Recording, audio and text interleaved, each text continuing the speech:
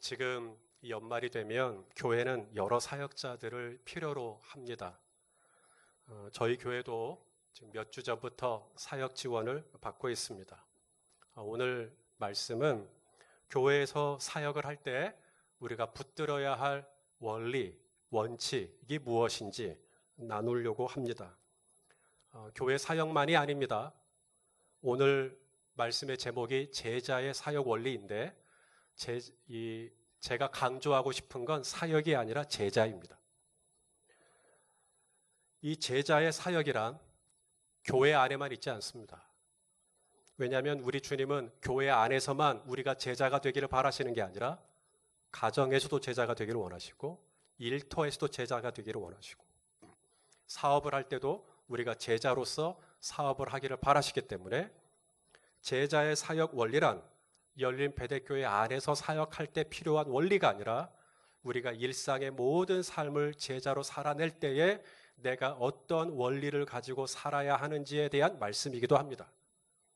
그러므로 오늘과 다음 주 두 번에 나눠서 제자의 사역 원리에 대해서 함께 말씀을 나눌 때 물론 가깝게는 교회 안에서 사역을 할 때 내가 어떤 원칙으로 사역을 해야 하는가를 적용을 할 뿐만 아니라 더 나아가 나를 제자의 자리로 부르신, 그래서 우리 각자에게 포지션을 줬단 말이죠. 그것이 직장이 됐든 학원이 됐든 또 저 같은 경우는 목회자가 됐든 어떤 삶의 자리이든지 간에 예수님의 제자로서 내가 어떠한 원칙과 원리를 가지고 살아야 하는지 함께 말씀을 상고할 때 은혜가 되시기를 예수님의 이름으로 축원합니다. 자, 오늘 본문은 예수님이 제자들을 파송해요. 둘씩 짝을 지어서 각 마을과 고을로 파송을 하십니다. 지난주에 우리는 예수님이 고향으로 가셨어요. 나사렛으로 가셨는데 이 고향 분들이 예수님을 어떻게 했죠? 배척했습니다. 예수님이 고향에 있을 수가 없죠. 그래서 예수님이 두루, 우리 지난주 본문이 끝나는 마지막 6절을 보니까 두루 모든 촌에 두루 다니시며 가르치셨다. 왜냐하면 나사렛에 있을 수 없으니까 이제 다른 곳으로 가신 건데 모든 촌에 두루 다니시며 가르치셨다. 여러분, 예수님 몸 하나거든요. 육신을 입으셨기 때문에 그분의 몸은 이 공간과 이 물리적인 환경에 영향을 받게 되어 있습니다. 그런데 몸이 하나인데 어떻게 모든 촌에 두루 다닐 수가 있을까요? 방법은 하나입니다. 제자들을 파송하는 겁니다. 제자들을 파송을 해서 그러면 제자들이 모든 촌으로 흩어지면 가능하죠. 그래서 오늘 예수님이 제자들을 파송하고 있는 거예요. 여기 제자란 우리 같은 교회를 의미하고요. 또한 저와 여러분도 다 예수님의 제자죠. 그러므로 이 제자들이 나가서 사역을 할 때 어떤 원리를 가지고 사역했는가를 함께 보려고 합니다. 5가지 원리인데 오늘은 3가지만 보고요. 다음 주에 마저 2가지를 보려고 합니다. 자, 오늘은 3가지 중에 첫 번째 원리입니다. 부르심의 원리입니다. 제자는 사역을 할 때 어떤 원리를 가지고 사역한다고요? 부르심의 원리요. 자, 오늘 본문이 시작되는 7절을 보시면 앞줄만 봅니다. 한 줄만 시작. 12 제자를 부르사 이렇게 되어 있습니다. 그러니까 이 12제자가 이제 각 마을로 고을로 지역으로 흩어질 때 자, 어떤 제자가 이렇게 말합니다. 난 도시로 갈래. 난 수완지구가 좋아. 롯데마트도 있고 사람도 많고 사람도 붐비고 난 거기가 좋아. 학교도 가깝고 병원도 가깝고 난 도시로 갈래. 또 어떤 제자는 말합니다. 나는 좀 한적한 시골로 갈래. 조용하니까. 나는 해외로 갈래. 자, 이렇게 제자들이 여러 곳으로 흩어질 수 있죠. 제자들이 흩어지려고 할 때 자기들이 가고 싶다고 갈 수가 있나요? 그게 부르심의 원리가 아니에요. 부르심의 원리란 뭐냐면 내가 가고 싶다고 가는 게 아니라 그분이 콜링을 하셔야 되는 겁니다. 제자는 그 원리를 따라 사역하는 거예요. 자, 누가복음 10장 1절에도 보면 이런 말씀이 있습니다. 한번 읽어보시죠. 시작. 그 후에 주께서 따로 70인의 제자입니다. 70인을 세우사 친히 가시려는 각 동네와 각 지역으로 둘씩 앞서 보내시며. 자, 어떤 동네로 보내셨어요? 누가 가시는데? 예수님이 가시고 싶으신 데를 제자들을 보냈다는 거예요. 이게 부르심입니다. 그러니까 제자들이 나 가까우니까 나사렛으로 갈래. 나 가까우니까 가버나움으로 갈래. 그렇게 갈 수가 없어요. 예수님이 거기를 가라 해야 가는 겁니다. 마가복음에서는 12제자, 누가복음에서는 70일의 제자, 제자들을 파송할 때 원칙이 있습니다. 친히 가시려는 동네입니다. 친히 가시려는 지역으로 보내시는 거죠. 제자들은 바로 그 부르심의 원리를 쫓아 사역을 하는 겁니다. 교회에서 사역을 하려고 할 때 나 교사하고 싶어. 나 학생들 가르치는 거 참 의미 있다고 생각해. 나 교사할래. 나 성가대, 찬양대 하고 싶어. 나 노래 부르는 거 좋아해. 나 주방에서 섬기고 싶어. 내가 간은 못 맞추지만 그래도 양파 정도는 썰 수 있을 것 같아. 예, 할 수 있죠. 여러분, 내가 지금 내 안에 있는 이 바램들, 내가 하고 싶어, 나 뭐 하고 싶어, 이게 나의 바램인지 아니면 부르심인지 어떻게 구별할 수 있을까요? 그걸 분별을 하셔야 되겠잖아요. 이것이 그냥 내가 그냥 인간적으로 하고 싶은 마음인지 아니면 정말 주님이 그 일을 하라고 해서 내 안에 이런 마음이 있는 것인지. 자, 두 가지를 분별할 수 있어요. 기준이 있어요. 첫째는 소원입니다. 소원. 우리 하나님은 일하시는 방식이 있는데 저와 여러분 안에 소원을 심어주셔요. 자, 빌립보서 2장 13절입니다. 읽어보시죠. 시작. 너희 안에서 행하시는 이는 하나님이시니 자기의 기쁘신 뜻을 위하여 저와 여러분에게 뭘 두세요? 그러니까 나 교사하고 싶어. 주님이 부르시고 있는 겁니다. 나 찬양대 할래. 주님이 부르시고 계신 거예요. 나 사진 찍고 싶다. 부르시고 계시는 겁니다. 일부 예배 마치고 어떤 분이 목사님 저 반주하고 싶어요. 부르시고 있는 거예요. 여러분 안에 있는 소원, 그냥 일어난 소원 아닙니다. 여러분 안에 행하시는 분은 누구세요? 하나님이시니 그분이 그 일을 시키시려고 여러분 안에 지금 소원을 일으키신 거예요. 나 이거 하고 싶다. 그거 그냥 순종하시면 됩니다. 여러분 안에 있는 소원을 굳이 구별할 필요 없죠. 이미 하나님이 주신 마음입니다. 하시면 되고요. 두 번째 분별의 기준이 있는데 첫째는 소원이고요. 두 번째는 부담감입니다. 이게 조금 어려워요. 왜냐하면 소원은 쉬워요. 왜냐하면 내 안에 하고 싶은 마음이니까. 그냥 하고 싶은 마음이 있으면 주님이 지금 이거 하란갑다 하고 하시면 되는데요. 부담감은 하고 싶은 마음이 아닐 수 있어요. 해야만 할 것 같은 마음이에요. 그게 부담감이에요. 안 하고 싶을 수도 있어요. 나 이거 안 하고 싶은데 근데 돌아서면 그래도 그 일을 내가 해야 할 것 같은 부담감이 있어요. 그것도 주님의 부르심입니다. 그 부담감 아무나 있는 거 아니에요. 어떤 분은 그거 안 해도 암시랑도 안 해요. 부담 1도 없어요. 그런데 누군가는 이걸 해야 할 것 같은 부담이 오는 것이죠. 자, 이사야 선지자가 그렇습니다. 이사야 6장 8절을 한번 읽어보시죠. 시작. 내가 또 주의 목소리를 들으니, 주의 목소리를 어떤 목소리가 들리죠? 이르시되 내가 누구를 보내며 누가 우리를 위하여 갈꼬 하시니 그때에 내가 이르되 내가 여기 있나이다 나를 보내소서 하였더니. 자, 주님이 이사야에게 야, 너 가 이렇게 시킬 수 있죠.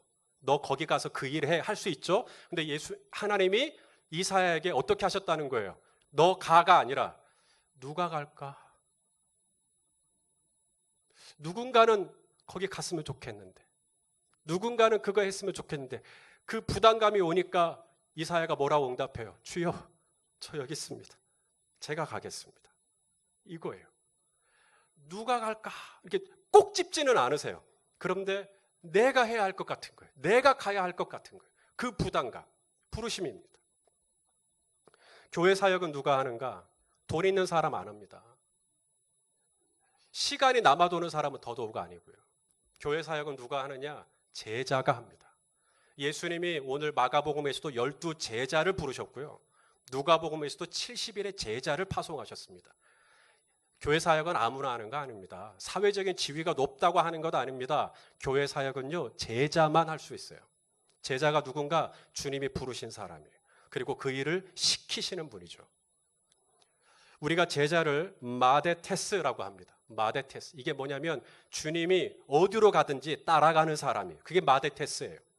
우리 요한계시록 말씀을 새벽마다 묵상하고 있는데 요한계시록 14장 4절 성도를 이렇게 묘사합니다. 읽어보시죠. 시작. 이 사람들은 여자와 더불어 더럽히지 아니하고 순결한 자라. 그 다음에 어린 양이 누구죠? 예수 그리스도죠. 예수님이 어디로 인도하든지 따라가는 자. 이게 제자입니다. 그게 마데테스예요. 그래서 제자는 아무 사업이나 하는 거 아니에요. 주님이 그 사업을 하라고 내 안에 부담을 주시는 겁니다. 아무 직장에 들어가는 거 아닙니다. 주님이 나에게 그 직장에 가라고 하는 부담을 느끼는 거예요. 그래서 가는 거예요. 그게 마대 테스입니다. 제자는 그냥 때려잡아가지고 사업하고 때려잡아가지고 직장 들어가고 그거 아닙니다. 제자의 사역 원리가 있어요. 부르심입니다. 주님이 오늘 나에게 어디에 있으라고 말씀하시느냐. 그것을 어떻게 분별한다고요? 첫째는 여러분 안에 소원을 보세요. 내가 그 일을 하고 싶은지. 두 번째는 여러분 안에 부담감이 있는지를 한번 확인해 보세요. 안 해도 돼요. 안 해도 되는데 돌아서면 주님이 꼭 뒤에서 그러시는 것 같아요. 누가 갈까? 안 들렸으면 좋겠는데. 우리 예수님은 어떤 사역으로, 어떤 원칙으로 사역을 했을까요? 우리 예수님이 이 땅에서 공생애 때 사역하셨잖아요. 예수님의 사역 원리입니다. 자, 요한복음 14장 10절 한번 읽어보시죠. 시작. 내가 아버지 안에 거하고 아버지는 내 안에 계신 것을 네가 믿지 아니하느냐. 내가 너희에게 이르는 말, 예수님 말씀 많이 하셨잖아요. 내가 너희에게 이르는 말은 스스로 하는 것이 아니라 아버지께서 내 안에 계셔서 그의 일을 하시는 것이라. 예수님의 사역 원리가 뭐죠? 예수님이 하고 싶다고 하시는 거 아닙니다. 내 아버지께서 나에게 시키시는 일을 하는 겁니다. 예수님도 사역을 이렇게 하셨다면 그 예수님을 마데테스하는 저와 여러분 또한 분명한 사역의 원리, 나 이거 하고 싶어서만 하는 게 아니라 주님이 그 일을 나에게 시키시는 것 같은 그 부르심을 가지고 사역을 하시는 겁니다. 이해가 되시면 아멘 해주십시오. 이게 첫 번째 원리입니다. 무슨 원리요? 부르심의 원리. 두 번째 원리 뭘까요? 팀 사역의 원리입니다. 오늘 예수님이 제자들을 보낼 때 어떻게 묶어주세요? 둘씩 70인의 제자를 보낼 때도 몇 명씩? 둘씩 앞서 보내시니라. 항상 기본 단위가 뭐예요? 2사람 이상입니다. 여러분, 교회 일을 하다 보면 차라리 혼자 하는 게 낫겠다 싶을 때가 있어요, 없어요? 안 해보셨어요? 그럴 때 있어요, 없어요? 있어요. 저도 혼자 하는 게 신간 편해요. 혼자 하면 빨라요. 왜냐하면 저는 그걸 구조를 다 아니까 이렇게 하면 될 것 같아요. 그런데 같이 해야 되잖아요. 일일이 가르쳐 줘야 됩니다. 가르쳐 줘야 되고 설득해야 되고 설명해 줘야 되고 또 못할 거예요. 그러면 못하면 못한 대로 또 격려해 줘야 되고 기다려 줘야 되고 시간 걸려요. 그런데도 하나님 나라의 사역의 원리는 같이 하는 겁니다. 더디더라도 같이 하는 거예요. 예수님은 어떻게 사역하셨을까요? 예수님은 그리스도시잖아요. 메시아시잖아요. 하늘과 땅을 다스릴 수 있으시잖아요. 하나님 도움, 성령님 도움 없이, 제자들 도움 없이 그냥 혼자 하실 수 있으시죠. 그런데 예수님도 사역을 같이 하십니다. 누구랑? 바로 성부 하나님이랑 같이 사역을 하세요. 요한복음 8장 16절입니다. 읽어보시죠. 시작. 만일 내가 판단이란 말은 결정을 말합니다. 선택하는 거예요. 뭔가를 선택하고 결정하고 판단할 때 내 판단이 참되니 이는 뭐예요? 내가 혼자서 판단을 내렸기 때문에 이 판단이 참된 게 아니라 누구랑 같이 상의한 거예요? 나를 보내신 이분이 누구시죠? 하나님하고 함께 판단한 거예요. 두 사람이 함께 판단한 거예요. 두 사람이 같이 결정한 거예요. 그러니까 이 결정은 틀림없다는 거예요. 예수님도 혼자 판단하지 않고 둘이 같이 판단을 하셨어요. 그럼 성령님은 뭐 하셨을까요? 성령님도 예수님과 동역을 하셨죠. 사도행전 10장 38절입니다. 읽어보시죠. 시작. 하나님이 나사렛 예수에게 성령과 능력을 기름 붓듯 하셨으며 그가 두루 다니시며 선한 일을 행하시고 마귀에게 눌린 모든 사람을 고치셨으니 이는 하나님이 함께 하셨습니다. 하나님이 예수님에게 뭘 주셨다고요? 성령과 능력. 그 성령님이 함께 하시니까 예수님이 두루 다니시며 뭐 하셔요? 선한 일을 행하시며 병자를 고치시며 귀신을 고치시며 이게 뭐죠? 예수님 혼자 하신 사역이 아니었다는 거예요. 성령님이 예수님과 함께 동역하니까 그런 열매들이 나왔다는 거예요. 여러분, 예수님도 성부 하나님과 성령 하나님과 동역했어요. 하물며 그 예수님을 마데테스 따라가는 제자라고 한다면 마땅히 2사람씩, 3사람씩 같이 해야죠. 서로 함께 해야죠. 금년에도 저희 교회는 23개 부서에서 총 248분이 자원하셔서 여기까지 올 수가 있었습니다. 여기에 목장의 목자와 목녀, 부목자, 총무 합치면 숫자는 280명까지 늘어납니다.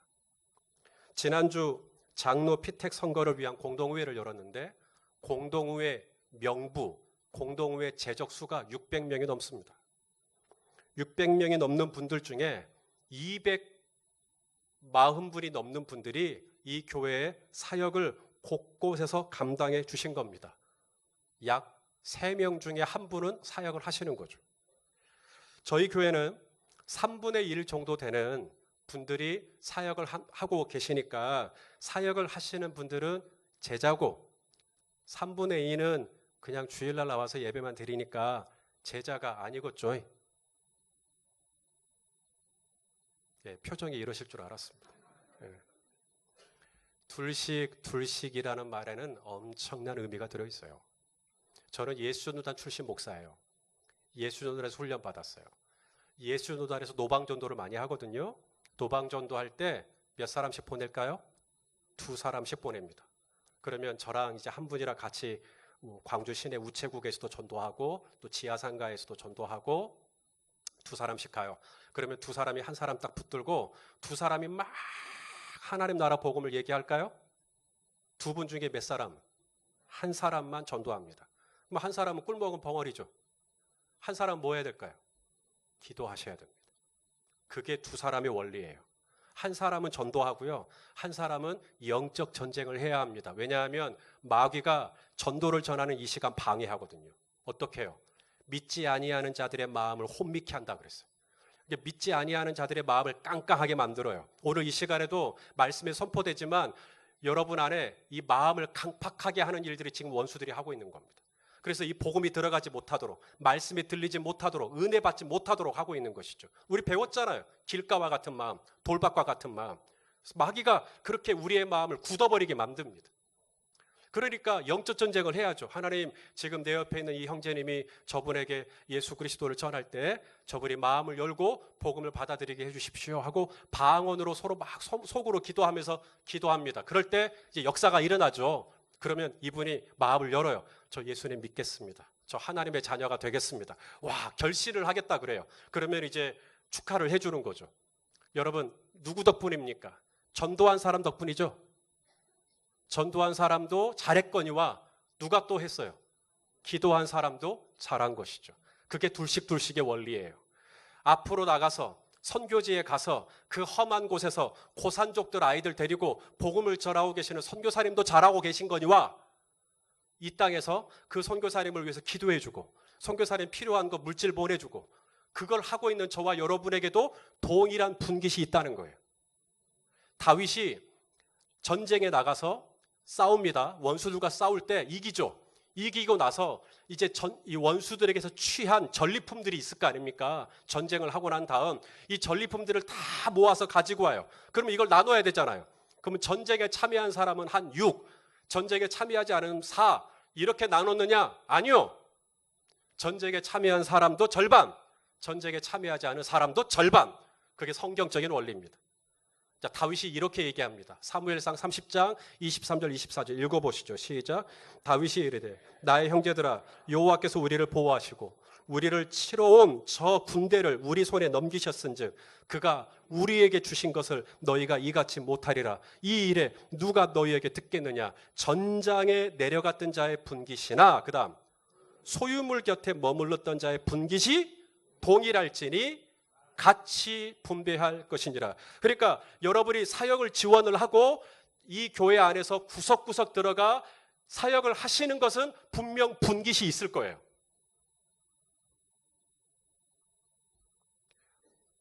그렇지 않아도 분깃이 있습니다. 여러분이 사역 지원을 내셔서 체크를 하고 내신 분들도 분깃이 있겠지만 오늘 칸에 아무 체크를 하지 않고 통과하셔도 분깃이 있을 거예요. 단 2가지 조건이요. 첫째, 오늘 다윗이 말하죠. 저들이 우리를 위해서 기도해 줬다는 거예요. 소유물 곁에 남은 자들이 얼마나 가슴 졸이며, 왜냐하면 전장에 나간 자가 내 부모요, 내 아빠요, 내 형제요, 내 이웃이라고 생각하면 기도를 할 것이죠. 그래서 교사들이 더 교사를 잘 감당할 수 있도록 기도하고 우리 성가대가 더 하나님께 영화롭게 할 수 있도록 기도하고, 주방에 계신 분들만 아니라 오늘 오윤희 집사님 기도하신 것처럼 정말 이름 없이 빛 없이 감당하시는 분들을 위해서 하나님 성령 충만하게 해주세요. 우리 그때 아멘 했잖아요. 그렇게 기도해 줄 때 당신에게도 분깃이 주어진다. 두 번째 조건입니다. 앞에서 일하시는 분들 맥 빠지게 하시면 안 되겠죠. 전쟁에 나가시는 분들에게 제일 중요한 건 사기입니다. 무기를 들고 나가려고 할 때 무기가 물론 최첨단이면 좋겠지만 앞에서 사역하시는 분들에게 제일 중요한 건 사기예요. 근데 이 사기를 꺾는 게 뭔가 험담입니다. 잠언에서는 한담이라고 얘기하죠. 앞에서 사역하시는 분들을 잘한다 해줘도 할까 말까예요. 그런데 그분들이 딱 공격수가 공격을 저렇게 해야 쓰겠어? 수비수가 왜 안목이 저래? 그렇게 말해버리면 이분들이 맥이 빠져요. 힘이 없어요. 그래서 사역을 못합니다. 그러니 이 분깃이 나간 자나 곁에 있는 자나 동일하려면 원칙이 있는데 기도하셔야 되고요. 두 번째는 격려를 많이 해주세요. 지지해 주세요. 여름이면 특별히 우리 교사들이 교회 학교에서 여름이면 얼마나 행사가 많습니까? 유치부 여름 성경학교 있죠. 초등부 수련회, 소년부, 우리 중고등부까지. 그때 마음으로도 물론 기도하겠지만 선생님들 맛있는 수박이라도 드시라고 우리가 함께 지원해 줄 때 하나님은 그런 분들에게도 분깃을 말씀하시고 계셔요. 우리가 그렇게 함께 협력할 때 전장에 나간 자나 선방에 선봉에 서서 사역하는 자나 뒤에 머물러서 올해는 내가 쉬지만 올해는 내가 이분들을 위해서 충보해주고 이분들이 잘할 수 있도록 내가 격려해주고 그 역할을 감당할 때 분깃은 동일하게 나누어진다라고 말씀하시는 겁니다. 여러분, 제가 오늘 이 말씀을 드리고 있는 이 원리를 놓치지 마세요. 하나님 나라 사역은 어떻게 감당하는가? 둘씩이에요. 당신을 위해서 중보하는 자가 필요해요. 당신을 지지해주는 자가 필요해요. 같이 사역하시는 겁니다. 자, 이제 표에 아무런 체크를 하지 않아도 마음이 좀 편안해지셨습니까? 그래도 앞에서 사역하시는 분들이 분깃이 조금이라도 더 있겠죠라고 말하고 싶은 유혹이 제 안에 있었습니다. 하지만 말씀을 보니까 같이 나눠요. 왜? 제가 오늘 사역을 했어도 제 힘으로 한 거 아니잖아요. 우리 오윤희 집사님 저를 위해서 기도해줬고 여러분들도 함께 아멘 하면서 우리 손희선 목사님 말씀 잘 전할 수 있도록 기도해 주셨어요. 그러면 제 분깃과 여러분의 분깃을 같이 나누는 겁니다. 그렇게 같이 하는 거예요. 그렇게 같이 기도해주고 잘한다고 격려해 줄 때 우리가 둘씩 두 팀 짝을 지어서 함께 사역할 때 성부 하나님, 성자 하나님, 성령 하나님이 우리와 함께 해주실 줄로 믿습니다. 마지막 원리입니다. 오늘 나눌 원리 중에 마지막 원리란 얘기예요. 다음 주에 두 가지 원리 더 있습니다. 자, 세 번째 제자의 사역 원리 뭘까요? 믿음으로 하는 겁니다. 따라서 합시다. 믿음. 오직 하면 여러분은 믿음 하셔야죠. 오직 제자의 사역 원리입니다. 오직 믿음. 자, 사역을 하려고 할 때 저희 교회 안에 약 20개가 넘는 사역이 있어요. 이 사역 중에 가장 의미 있고 가치 있는 사역은 뭘까요? 목장, 성가대, 교사, 방송, 주차, 장시, 차량 봉사. 가장 의미 있고 소중한 사역을 소개하겠습니다. 예수님 잘 믿는 겁니다. 아니, 예수님 믿는 건 기본 아닙니까? 예수님 믿는 게 어떻게 사역입니까? 예수님 잘 믿는 게 사역이라고 예수님이 말씀하셨어요. 자, 요한복음 6장 28절 29절입니다. 읽어보시죠. 시작. 그들이 묻되 우리가 어떻게 하여야 하나님의 일을 하오리이까? 예수께서 대답하여 이르시되 하나님께서 보내신 이 이분이 누구시죠? 예수님을 잘 믿는 것이 하나님의 일이에요. 아멘입니까? 우리가 어떻게 하여야 하나님의 일을 하오리까? 이렇게 질문하시는 분이 있다면 오늘 사역 지원을 내시면 됩니다. 근데 그분들에게 오늘 예수님이 뭐라고 말씀하시냐면 사역 지원 내라 이렇게 말씀하시지 않고 어떻게 해야 내가 하나님의 일을 하오리까 하시는 이 헌신자들에게 가장 중요한 사역 중에 사역이 있는데 하나님이 보내신 예수 그리스도를 마음에 믿고 그분을 의지하는 것이 가장 중요한 사역이라고 말씀하시는 거예요. 여기 우리 호산나 찬양대가 있어요. 호산나 찬양대가 가장 잘해야 할 것은 뭘까요? 지휘하시는 문수라 집사님 집중하는 거. 잘해야죠. 여러분들이 악보도 잘 보고 따라 부르는 것도 잘해야죠.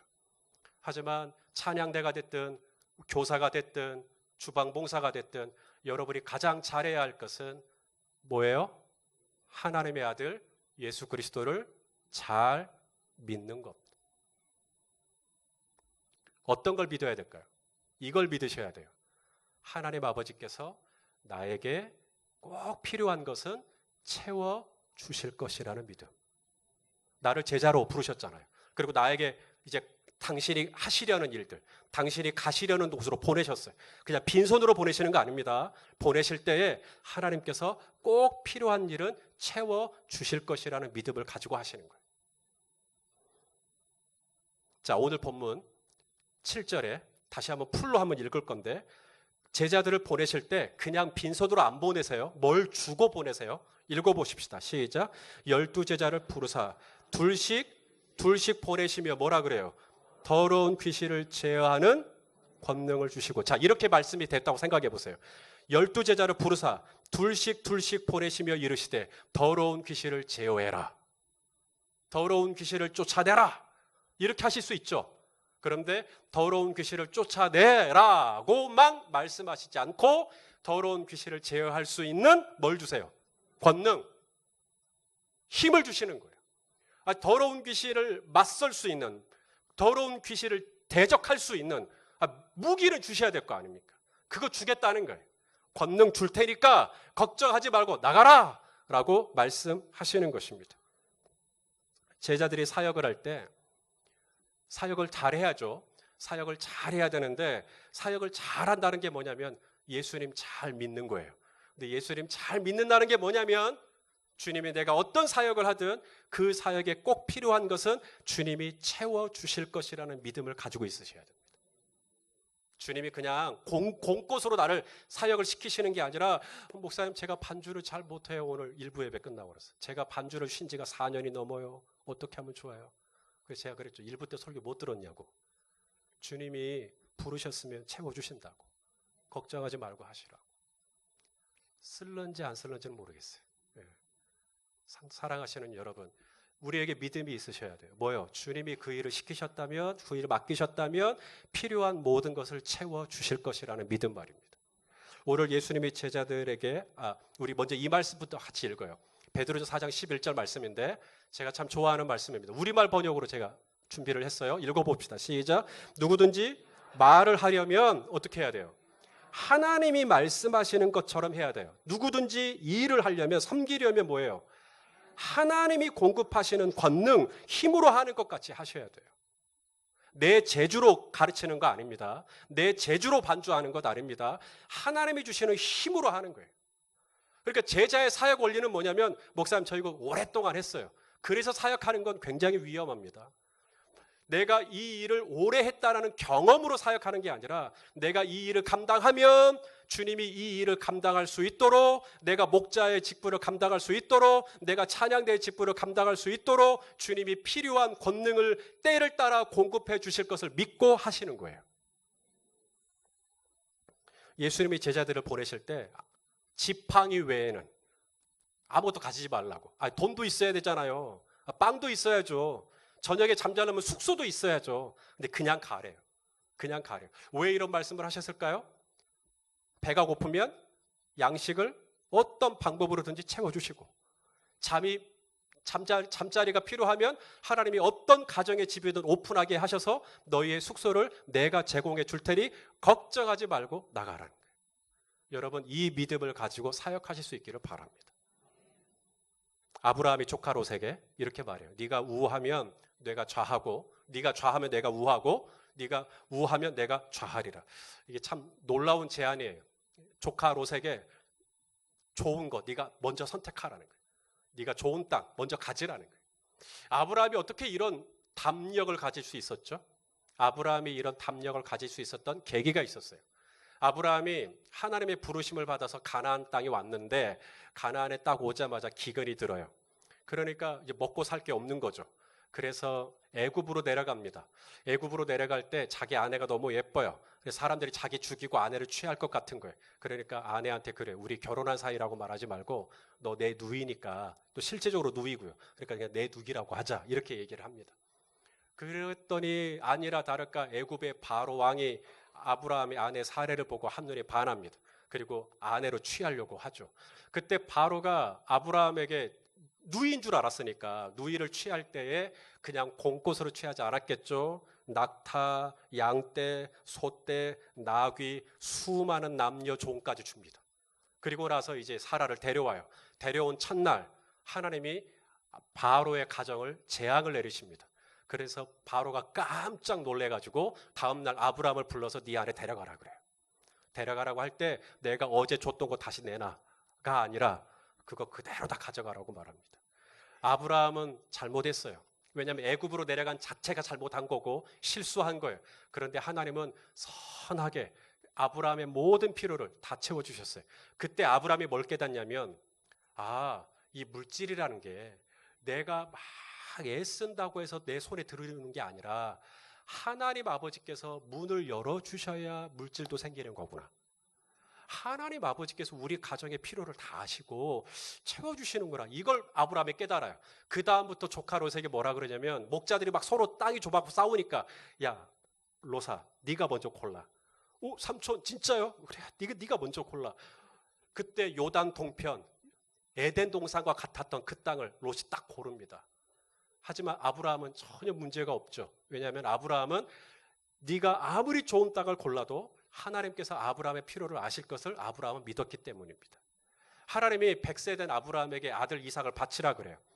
하나밖에 없는 이삭이에요. 여러분에게 하나밖에 없는 거예요. 근데 그 하나밖에 없는 걸 하나님이 바치라 그래요. 와, 근데 아브라함이 바쳐요. 아브라함이 바칠 때 아들이 아브라함에게 말해요. 아빠, 뭐 나무도 있고 뭐 불도 있고 그런데 나무는 어디 있어? 어린 양은 어디 있어? 그때 아브라함이 이런 기가 막힌 이야기를 합니다. 자, 창세기 22장 8절입니다. 읽어보시죠. 시작. 아브라함이 이르되 내 아들아 번제할 어린 양은 하나님이 준비해 주실 거예요. 그러니까 아브라함은 벌써 그 모리아 산의 제단 옆에 수풀에 걸려 넘어져 있는 순양이 있을 거 알았던 걸 거예요. 그걸 알고 하나님이 순양을 준비해 주셨어. 다 알고 그냥 칼로 아들을 내리꽂는 흉내를 냈던 것일까요? 그랬다면 성경은 기록되지 않았을 겁니다. 아브라함은 여호와 이레 이 고백이 아들을 제물로 바치려고 하는 순간에 순양이 수풀에 걸려 있는 것을 확인하고 난 다음에야 여호와 이레라고 고백한 게 아니라요. 아직 그 일이 일어나기도 전부터 하나님께서 준비해 주실 것을 믿고 갔던. 왜? 하나님이 나의 필요를 아시고 반드시 채워주실 것이라는 믿음. 제자의 사역 원리입니다. 하나님의 사역 원리입니다. 그것은 무엇입니까? 믿음으로 감당하는 거예요. 믿음인즉슨 뭐냐면 하나님이 반드시 준비해 주실 것이다.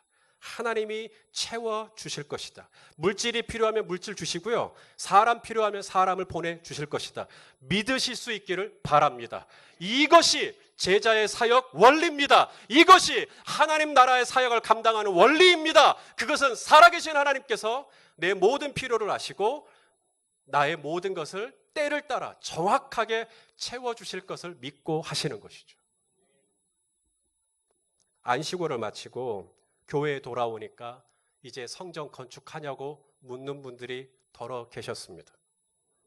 성전 건축하지 않습니다. 왜? 돈이 없어서가 아닙니다. 하나님이 말씀하지 않았습니다. 사람이 모자라서? 아니요. 저희 교회 사람 충분합니다. 하나님이 말씀하지 않으셨습니다. 이 시대가 건축을 하면 욕먹는다고요? 아니요. 이 시대가 뭐라 하든지 하나님이 말씀하시면 할 겁니다. 저희 교회가 이후에 건축을 하게 된다면 그것은 이렇게 환경적으로 빡빡 찼기 때문에 건축을 하지 않을 겁니다. 저희 교회가 건축을 하게 된다면 저희 교회 통장에 100억 정도의 적립금이 있기 때문에 건축을 하지도 않을 겁니다. 저희 교회가 건축을 한다면 출석하는 수가 1,000명이 넘어가기 때문에 하지도 않을 겁니다. 딱 하나, 주님이 그렇게 말씀하셨으면 할 겁니다. 여러분, 그 말씀을 저 혼자 듣고 저 혼자 판단하지 않을 거예요. 정말 주님이 이 공동체에게 건축을 하라고 말씀하시는지 여러분과 다 같이 들을 겁니다. 그리고 여러분들이 마음이 하나로 딱 모아졌을 때 그때 할 겁니다. 그때 역사가 일어날 것을 믿으시길 바랍니다. 저희 교회 여기 올 때요, 10년 전에 이 교회 올 때 문남동 상가에 있을 때 연 예산이 1억 3천이었습니다. 1억 3천 되는 교회가 13억 공사를 한 거예요. 산술적으로 불가능합니다. 그런데 어떻게 이 일이 가능한가? 단 한 분에게도 작정 헌금 받지 않았어요. 그런데도 헌금이 나왔고 이 건물이 지어졌어요. 왜? 돈이 있어서? 사람이 있어서? No. 그분이 건축을 하라고 말씀하셨기 때문에. 그리고 그 말씀을 저 혼자 들은 게 아니라 상가에 계신 5, 60명 되신 분들이 함께 그 말씀을 들었어요. 그리고 함께 똘똘 뭉쳐서 한 분의 낙오자도 없이 전부 이곳으로 와서 함께 이 사역을 감당했을 때 하나님이 은혜 주신 것을 믿으시길 바라요. 사랑하는 여러분, 어떻게 사역해야 되는 거지? 어떻게 일해야 되는 거지? 나는 예수님의 제자인데 내가 어떻게 살아야 하는 것이지? 믿음으로 살아가는 것입니다. 오직 나의 의인은 뭐로 말미암아 살리라? 믿음으로 말미암아 살리라. 사랑하는 여러분, 채워주실 겁니다. 그분이 말씀하신 것이 맞다면, 그리고 여러분이 하나님이 부르신 그 자리에 머물러만 있다면 하나님께서 돈이 필요하면 돈을 주실 것이고 사람이 필요하면 사람을 보내주실 것입니다. 모세가 말합니다. 주여, 나는 입이 뻣뻣하여 말할 줄을 모르나이다. 하나님이 말씀하십니다. 내 형 아론이 있지 않냐. 사람을 바로 붙여주십니다. 필요하면 하나님이 다 채워주실 것이니 걱정하지 말고 우리 하나님을 믿고 의지하는 마음으로 오늘 주님이 제자로서 저와 여러분에게 있으라는 자리에서 우리에게 기대하시는 일들을 감당하실 때 하나님이 위로부터 부어주시는 권능, 하나님이 위로부터 부어주시는 모든 체험을 경험하고 담대하게 이렇게 말하는 거예요. 네가 좌하면 나는 우할게. 네가 우하면 나는 좌할게. 왜? 나에게는 친히 준비해 주시는 하나님이 계시니까. 그 믿음을 가지고 이 세상을 담력 있게 나아가시는 예수님의 마데테스가 되시기를 예수님의 이름으로 축원합니다. 기도하겠습니다.